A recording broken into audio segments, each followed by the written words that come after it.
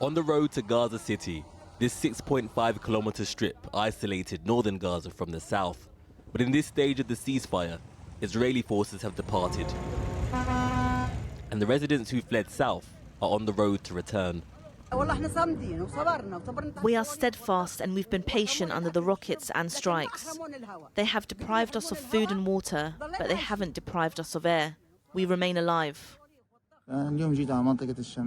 Today, I came to the north to check on the situation, and thank God, the road was good and the Israeli army have withdrawn.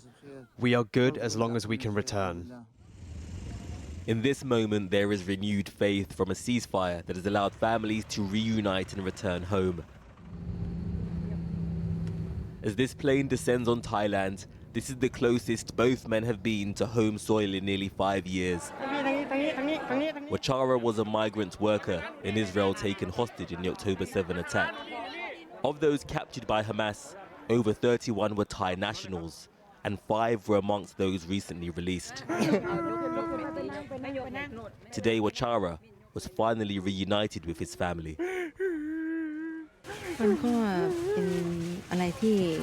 This is something we have been waiting for a long time. It's a miracle, something many thought would never happen. It feels like my son has died and been born again. It's a new beginning for us. This part of the ceasefire also returned 3 Israeli men yesterday.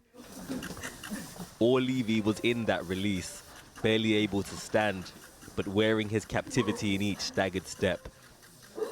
His family are happy to see him, but his weight loss is a picture of urgency for those who want all the hostages returned. We need to finish this deal, Harry, to do it fast, to save them. There are people to save them in Gaza, and we need to bring them back, everyone home, not in 2 months, half a year. Now, we need to bring them now. In Israel, the protests against the government persist. They want this phase completed so the next can begin and all the hostages can be returned. Their demands are in the hands of this man and his closest foreign ally. I think President Trump is the greatest friend that Israel has ever had in the White House. I think he's not only making a tremendous change in the Israeli-American alliance, strengthening it beyond anything we've seen up to now, but also he's a great leader for America and for the world. But what about the Palestinians? If explosions have paused in Gaza, they ring out on the West Bank. Today, Israeli gunfire has killed a pregnant Palestinian mother and the 8-month fetus in the Nur Shams refugee camp. Israeli military raids has led thousands of Palestinians to flee the West Bank. This phase of the ceasefire travels along a road littered with obstacles and traps. Today, as some families celebrate return secured by the deal, every moment of peace is precarious. Simeon Brown reporting there. Well, earlier I spoke to Daniel Levy, who's president of the US Middle East Project, and he served as an Israeli peace negotiator under Prime Ministers Barak and Rabin. With Benjamin Netanyahu now on his way home from Washington, I asked Daniel first for his prognosis on the prospects for meaningful talks on the next stage of the ceasefire, which of course follows President Trump's widely criticized proposal for a Middle East Riviera that would involve mass displacement of Palestinians. Prime Minister Netanyahu returns from Washington, D.C., strengthened politically. He now is, again, the guy who's best capable of managing, leading that relationship. He also seems to be empowered in having more wiggle room not to go forward with the rest of the talks. That's why you see the families of those who've come out, of those still being held, focusing most of their angst and attention on Netanyahu for him not to upend this deal, because where we are is that the existing part of the deal looks fragile. It's not all being implemented.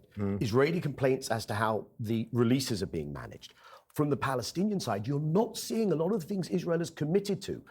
Humanitarian aid, in particular shelter, tents, mobile housing units, medical aid, fuel. So you think there is a real risk that the talks will, for want of a better word, somewhere between not proceed or collapse? Unfortunately, that risk has probably been increased by what went on in Washington.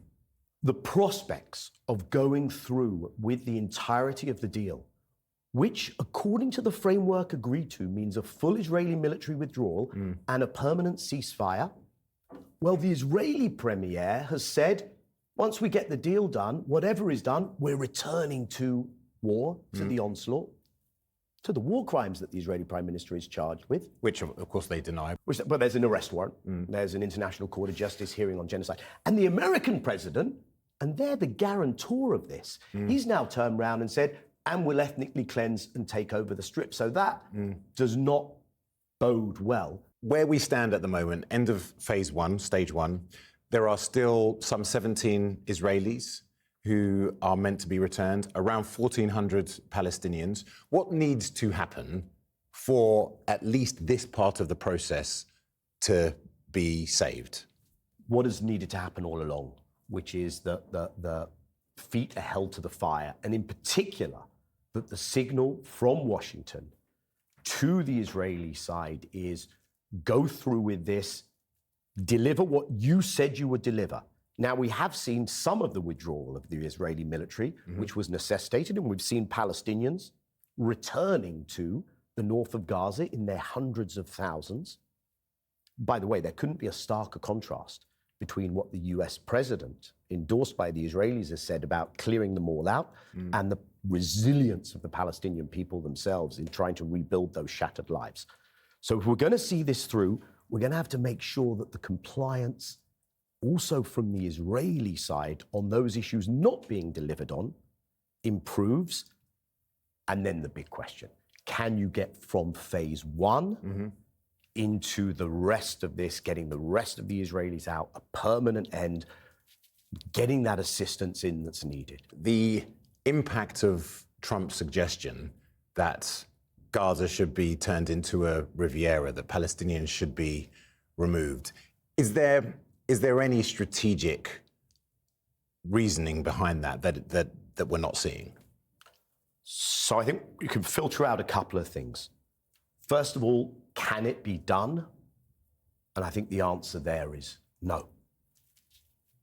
Does this White House want its entire term to be devoted to American boots on the ground, body bags, no American core national security interest identifiable? Is this a piece of leverage building? I'll put this out there, and then others will have to respond, and maybe this is a wedge that I can use with the Saudis. The fascinating thing this week is that we have seen a perhaps unprecedented mudslinging between Israel and Saudi Arabia. The Israeli prime minister, in an interview with the Israeli media, has said, well, maybe the Palestinian state can be in Saudi. And the Saudis, including with countries alongside... Well, they pushed back very quickly. Pushed back very quickly, very forcefully. Are you more or less hopeful this week about ceasefire talks and the continued prisoner swaps succeeding than last week? Fine margins. It didn't look great last week.